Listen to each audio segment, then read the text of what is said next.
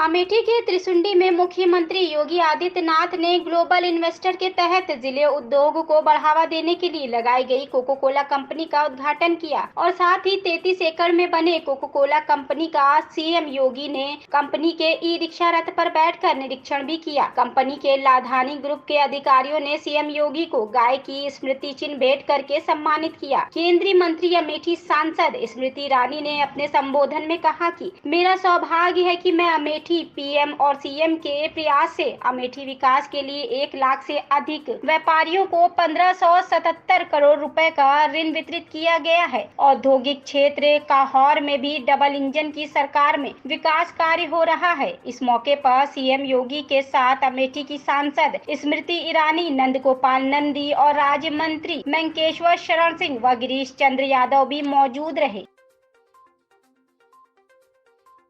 सौभाग्य है कि यूपी इन्वेस्टर समिट में कोका कोला के सौजन्य से यहाँ पर साउथ एशिया का सबसे बड़ा बॉटलिंग प्लांट प्रस्तावित हुआ और 1 साल की अवधि में इसका न सिर्फ आवंटन हुआ बल्कि आज ये मैन्युफैक्चर भी करने लगा है। ये इतिहास अमेठी के लिए अनोखा है क्योंकि यहाँ पर एक ज़माने में सिर्फ प्लाक लग जाता था, फीता कट जाता था, लेकिन फैक्ट्री कोई नहीं आती थी। ये भी आप को ज्ञात है क्योंकि भारत समाचार ने पहले भी अमेठी में जब निवेशक आए थे तब उत्तर प्रदेश के सबसे बड़े हैचरी को, पोल्ट्री फीड जो मैन्युफैक्चरिंग प्लांट है उसको भी देखा है और आज योगी जी ने स्वयं घोषणा की है कि जल्द ही 2000 करोड़ का और निवेश अमेठी में होगा। तो चौमुखी विकास के लिए अब अमेठी जाना जाता है, जिसके लिए मैं मोदी और योगी सरकार का आभार व्यक्त करती हूं। अगला सवाल ये है कि जब आप यहाँ पर स्टार्ट किया था, राजनीति शुरू की थी, सेवा शुरू की थी, तब क्या इन्वेस्टर था और अभी क्या है? जब मैं आई थी तब 499 फैक्ट्रीज बंद हुई थी।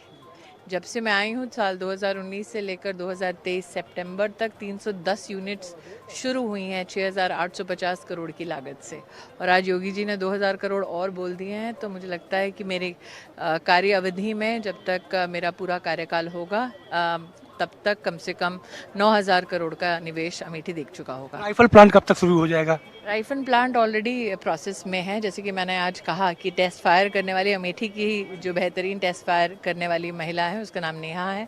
मैंने योगी जी से सार्वजनिक निवेदन किया कि अगली बार जब आएँ तो नेहा को भी अपना आशीर्वाद दें। आज अमेठी न सिर्फ हैचरी, पोल्ट्री, सबसे बड़े साउथ एशिया के बॉटलिंग प्लांट के लिए, लेकिन AK-203 राइफल के लिए भी जाना जाता है जो इंडियन आर्मी को 6 लाख राइफल सप्लाई करेगा।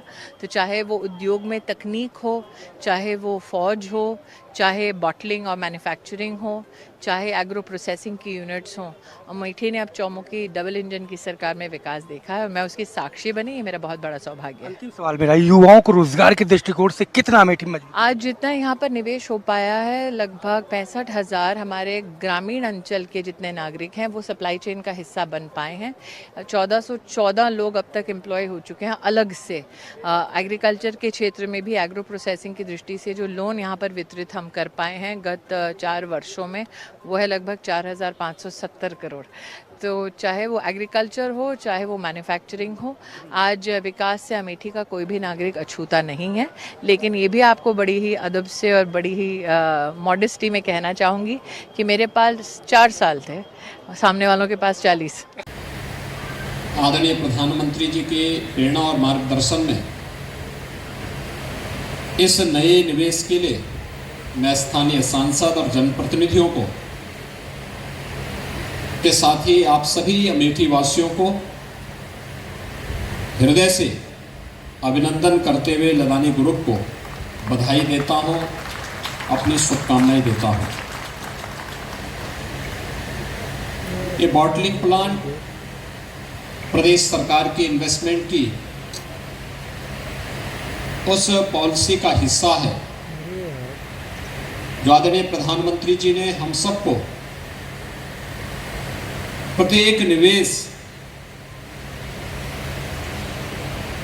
रोजगार और बेहतरीन औद्योगिक वातावरण देने के उद्देश्य से उत्तर प्रदेश की सबसे बड़ी आबादी के राज्य उत्तर प्रदेश में प्रारंभ किया गया है। हम सब जानते हैं उत्तर प्रदेश देश की आबादी का सबसे बड़ा राज्य है और सबसे बड़ी आबादी के इस राज्य में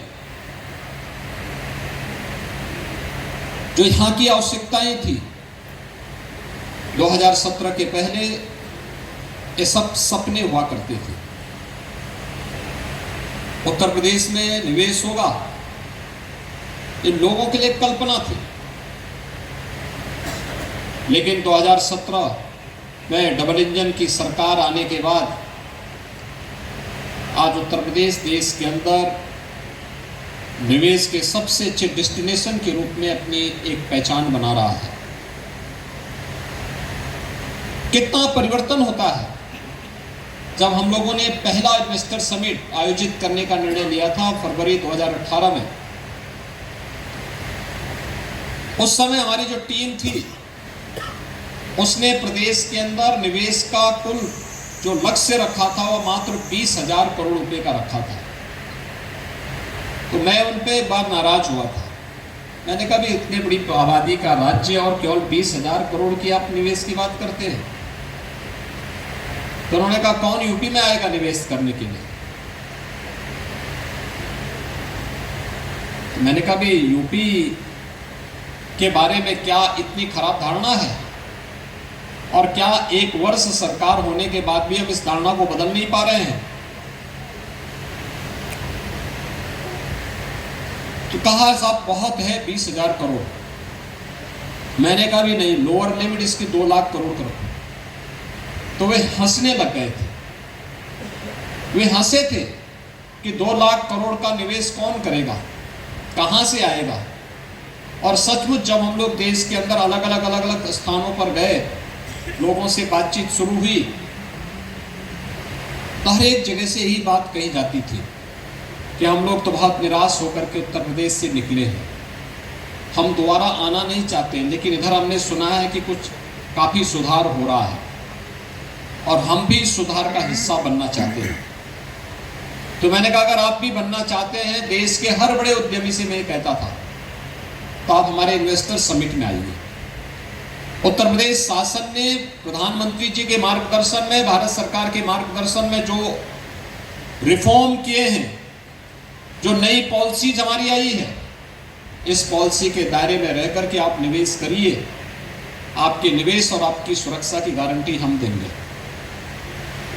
और भाइयों बहनों, आज मुझे बताते हुए प्रसन्नता है कि हमारा पहला इन्वेस्टर समिट जब 2018 में संपन्न हुआ था, हमें लगभग 4.25 लाख करोड़ रुपए का निवेश का प्रस्ताव प्राप्त हुए थे। लेकिन ठीक 5 वर्ष के बाद जब हम लोगों ने इस वर्ष फरवरी में फिर से अपना ग्लोबल इन्वेस्टर समिट किया, तो इस बार हमें जो 20,000